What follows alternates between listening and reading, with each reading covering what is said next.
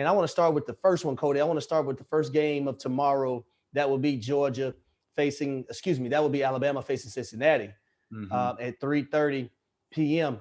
And when I look at this game, Coty, there's a lot of unique things that can transpire in this game. And I want to go towards the history of a Nick Saban defense and the kind of makeup of offenses that have given this defense that's led by him issues, right? It's a dual threat quarterback. Yes, sir. That's what Desmond Ritter is, right? It's an offense that plays with pace and tempo.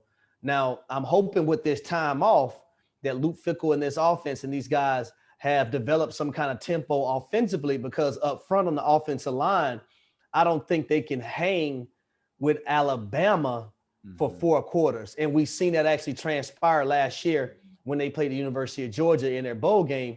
They hung in there. But after a while, that defensive line of Georgia pounced on the offensive line of Cincinnati. And I think the same thing will happen if they don't use tempo, if Desmond Ritter doesn't use his leg. I think Desmond Ritter in this game has to be great. He can't be good. He can't be mediocre. If he's not great, then I don't think Cincinnati has a chance. Now, on the flip side of that, when I look at Cincinnati and I look at their defense, they got to get pressure. They got to get pressure on Bryce Young. They can't let him sit back there in that pocket and pick him apart. And I understand that they have corners, Kobe White and Amar Gardner, who are top-level, top-notch guys who could play the position at a high level. But if you let the Heisman Trophy winner, the greatest quarterback that Nick Saban has ever had, the first quarterback in Alabama history to win the Heisman Trophy, sit back there all day long, which Georgia allowed him to do a few times, he's going to pick you apart. So when you look at this Cincinnati defense, what are some of the things you think that they need to do to try to slow down the offense of Alabama and Bryce Young? I got to go with exactly what you said. That front 4, front 7, however they're going to pressure, they have to make Bryce Young uncomfortable. They have to get him off the spot. If they allow him to sit back there and go through his reads, as great as those corners are, I feel they're the best corner duo in the country. They're going to have a long night ahead of them, because if you don't get Bryce Young off the spot, it becomes 7-on-7.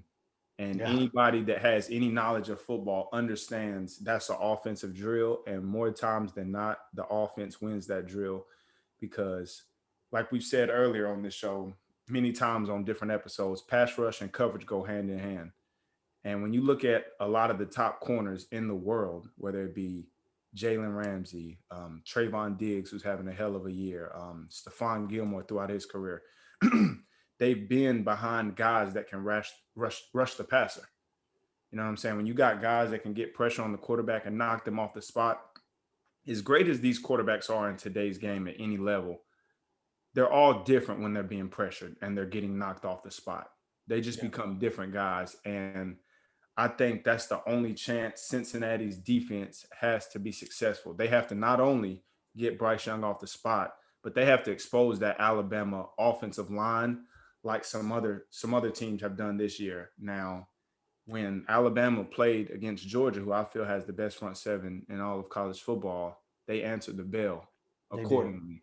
So it'll be interesting to see that matchup. And I think the biggest hurdle that Cincinnati has to get over is coaching, because Nick Saban, he can demoralize a team just with his schematics and the way he goes about ball. It's a lot like Bill Belichick.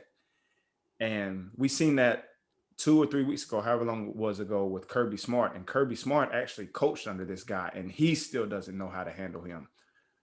But something that Cincinnati does have going for them is their matchup against Georgia last year.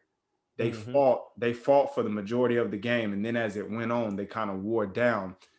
But I think this team, who had a lot of players from last year still on this team today, I think they can build off that, and I think that should give them confidence going into this game. Now, at the same time, Alabama is a completely different animal. But like you said, with history, experience is your best teacher. And I'm gonna go a step further with their quarterback. I not only think he has to be great, I think he has to be hands down the best player on the field. I think he has to be the best player on the field. I think he has to throw for 250 plus and run for anywhere from 70 to 80 plus. And once they get in the red zone, they have to convert, and he has to take care of the ball, because that quarterback on the other side of the field, he can put up points and he can put them up in a hurry. So this is not going to be some 10-7 shootout or 10-3 shootout. You know what I'm saying? It's not going to be nothing like that, because it's too much talent on both sides. And it's going to be an exciting game. I think the spread is maybe 11 or 13. I could see it going either way. I could see it being a blowout, and I also could see it being close. So it'll be interesting to see. But I think Desmond Ridder has to be the absolute best player on the field. And that pass rush of Cincinnati has to go ape shit. They have to. Yeah, I agree with you. And I also think offensively, we talked about Desmond Ridder, but I think the running back Jerome Ford has to be excellent as well. He has to go for at least 100 plus. I believe their receiver who started developing a better connection with Desmond Ridder at the end of the season, Alec Pierce. I think he has to be miraculous. I think their tight end, Wiley, he has to be great. We talk about Desmond Ridder, but the pieces around Desmond Ridder have to do their part as well. Yep. They have to do their part as well, because it has to be a total team effort. The offensive line, they're only going to be able to do what they're allowed to do. Listen, you're going against an Alabama defensive front, DJ Dale, all those guys, man, Mathis. Listen, my man that led the country in sacks and tackles for loss. They're outmatched, and we know that. So I think they're going to have to find ways, and even some trick plays. Some trick plays may have to go in there as well. They have to find a way to get Alabama on their heels. Yep. They can't let Alabama sink their toes in the ground and just play. They have to have them thinking, and a lot of that comes with tempo, like you mentioned. Like, you can't allow those guys to be comfortable. They have to be thinking, and they have to have their hands on their hips, breathing heavy. And I also like Desmond Ridder. I've seen him sometimes this year watching his film, where in a lot of these games, guys were open and he missed throws. This is a game where if someone's open, you have to hit the throw. You can't miss it.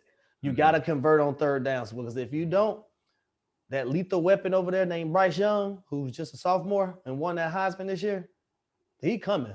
He ready. He got a chip on his shoulder, because he wants a national championship under his belt with him at the helm, him being the leader of the offense. So I like this matchup. I can't wait for it, man. I can't. And even think about it.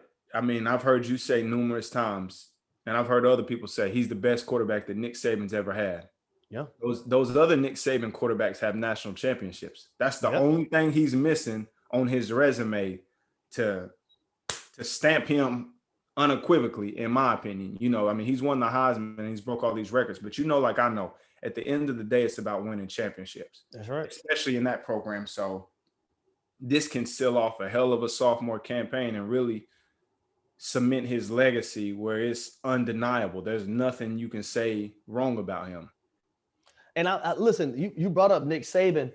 Luke Fickell is a damn good coach for Cincinnati. Yes, so sir. I'm looking forward to seeing if adjustments need to be made, what adjustments he's going to make, because that's one of the things that we did not see from Kirby in the SEC championship game. So I'm looking to see or Nick Saban, if he has to make adjustments to Cincinnati. I'm looking forward to seeing those two head coaches making the proper adjustments that either team needs to make in order to try to propel their team to get a win too. Yes, sir. It's going to be a hell of a chess match between those two, and it's going to be exciting to see. But Cincinnati has their hands full, that's for sure.